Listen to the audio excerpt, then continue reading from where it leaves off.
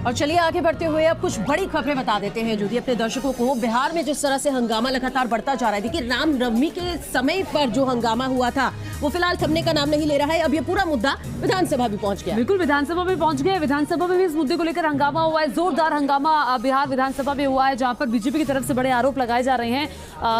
सरकार पर सीधे तौर पर निशाना साधा जा रहा है। नीतीश सरकार पर किमी तुष्टीकरण के आरोप लगा रही है बीजेपी। बिल्कुल, आप देखिए बीजेपी ने हिंसा की अब न्यायिक जांच की मांग की है। बीजेपी का यह कहना है कि जो हिंसक झड़पें हुई हैं इस पर अब जांच होनी चाहिए। सदन के अंदर और बाहर बीजेपी का हंगामा जारी है। और देखिए विधानसभा के बाहर बीजेपी ने प्रदर्शन भी किया है। अभी तो सदन के अंदर आप देख रहे हैं किस तरह से ये हंगामा बरपा है। बीजेपी और जो जेडीयू है एक दूसरे पर आरोप प्रत्यारोप लगाते हुए सभी पार्टियां एक दूसरे पर हमलावर है। देखिए राजनीति तो इस पर जमकर हो रही है और खुद गृह मंत्री अमित शाह ने भी सीधे तौर पर नीतीश सरकार को घेरे में लिया था। ये देखिए, ये दो तस्वीरें आपके सामने। बिल्कुल, दो तस्वीरें हैं। देखिए, एक सदन के अंदर की तस्वीर और दूसरी सदन के बाहर की तस्वीर। इन दोनों ही तस्वीरों में आप देख सकते हैं हंगामा किस तरह से किया जा रहा है और अब बीजेपी यहाँ पर जांच की मांग कर रही है कि इस पूरे मसले पर न्यायिक जांच होनी चाहिए। और देखिए जैसे सदन की कार्रवाई शुरू हुई और वो हंगामे की बेंच चढ़ गई, हंगामा होता रहा। बीजेपी के विधायक का हिंसा पर सरकार से सवाल जवाब करना चाहते थे, वो उन्होंने शुरू किया। फिर हिंसा की न्यायिक जांच करने की मांग की। और उधर जो सत्ताधारी महागठबंधन के विधायक हैं वो बीजेपी का लगातार विरोध कर रहे हैं। बिल्कुल,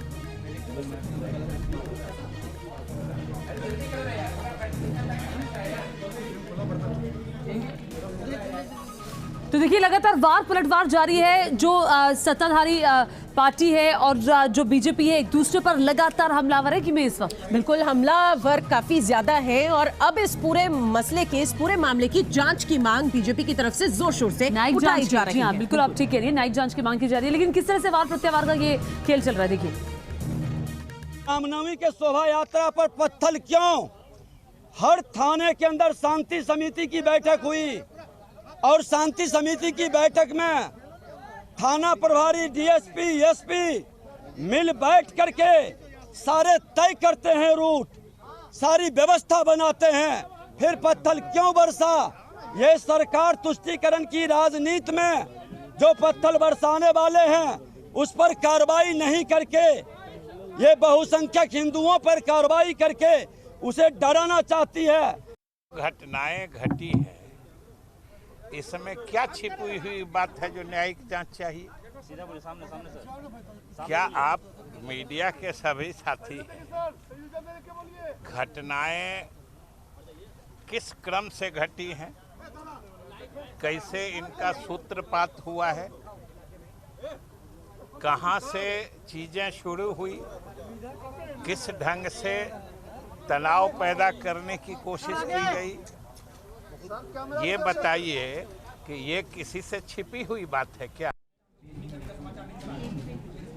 और देखिए इस वक्त एक और बड़ा अपडेट सामने आ रहा है। हिंसा को लेकर के धारा 144 लागू कर दी गई है। साथ ही अब तक 110 लोगों की गिरफ्तारी की हुई है। बिल्कुल, और ये गिरफ्तारियां लगातार बढ़ती चली जा रही हैं। धीरे धीरे उन लोगों को पकड़ा जा रहा है जिनकी वजह से हालात बद से बदतर होते चले जा रहे हैं। नालंदा में 4 अप्रैल तक देखिए इंटरनेट सेवा को भी बंद कर दिया गया। बिल्कुल, इसमें से एक और बड़ी बात तो ये है कि सासाराम में आज भी एक धमाका हुआ है। पुलिस की इतनी मौजूदगी और उसके बावजूद भी धमाके की खबरें वाकई चिंता बढ़ाने वाली है कि क्या उपद्रवियों में कानून को लेकर कोई खौफ नहीं है? बिल्कुल खौफ नहीं है। कितने बेखौफ हैं वो तो आप देखिए इन तस्वीरों से साफ हो रहा है। आगजनी की घटनाओं को अंजाम दिया जा रहा है, जगह जगह वाहनों को आग के हवाले किया जा रहा है। 31 तारीख को जब रामनवमी के जुलूस के दौरान हंगामा हुआ था और उसके बाद लगातार ये हिंसा जारी है। एक और बड़ी खबर इस वक्त की बिहार के सासाराम से जुड़ी इस वक्त ये बड़ी खबर आ रही है, जहां पर एक बार फिर से बम ब्लास्ट हुआ है। और देखिए मोर्चा टोला के घर में बम से हमला हुआ है। पुलिस की तैनाती के बाद भी उपद्रवियों ने बम फेंका है। ये बहुत बड़ी खबर है। पहले भी सासाराम में एक ब्लास्ट हुआ था और ये दूसरी ब्लास्ट की घटना है जो घटी है और जो अपने आप में चौंकाने वाली है और कानून व्यवस्था पर सवाल खड़े करने वाली है ये घटना, क्योंकि पुलिस की इतनी मौजूदगी के बावजूद भी कैसे ये बम ब्लास्ट हो गया। बिल्कुल, देखिए हैरानी की बात जो थी यहाँ पर यह है कि पुलिस की तैनाती है और पुलिस की तैनाती होने के बावजूद यहाँ पर इस तरह से बम ब्लास्ट की घटना को अंजाम दिया जा रहा है। किसी तरह का कोई खौफ नहीं। नालंदा से लेकर सासाराम क्या चल रहा है देखिए इस रिपोर्ट में। किसी भी हालात में बिहार में गोधरा बनाने की किसी को इजाजत नहीं मिलेगी।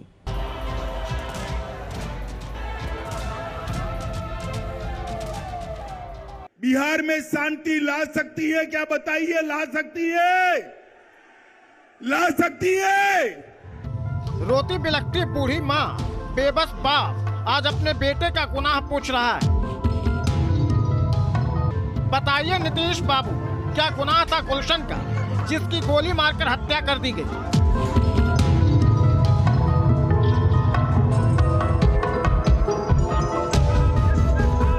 पुलिस क्या चीज तो आदमी के पकड़ के ले जा रहा है। हाँ तो इंडिया के ज्यादा अति कर रहा है, कुछ नहीं करता है। बिहार में बवाल बा, नीतीश कुमार बा, बिहार में दंगा है, दंगाई है, लेकिन न तो शासन है और न ही सुशासन है। अगर होता तो रामनवमी पर जुलूस निकालने पर दंगा नहीं होता।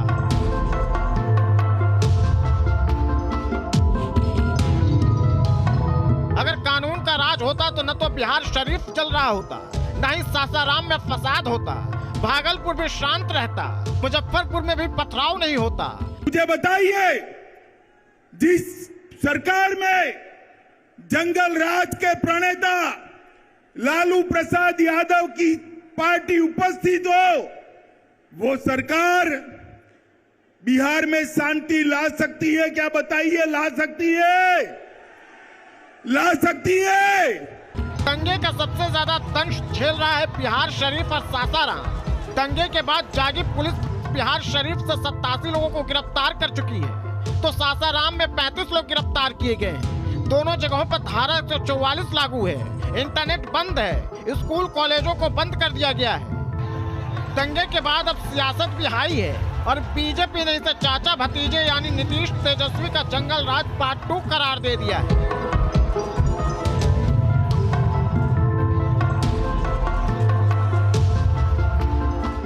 मैं इतना ही कहूंगा कि आप आज बिहार बंगाल के रास्ते पर चल रहा है, जहां अमन चैन शांति भंग हो रहा है। बिहार में दंगे के बाद केंद्रीय गृह मंत्री अमित शाह एक्शन में है। राज्यपाल विश्वनाथन और लेकर से बात कर बिहार में अर्धसैनिक बलों की 10 कंपनियों को तैनात कर दिया गया है, जिसमें एसएसबी, सीआरपीएफ और आईटीबीपी के जवान शामिल हैं।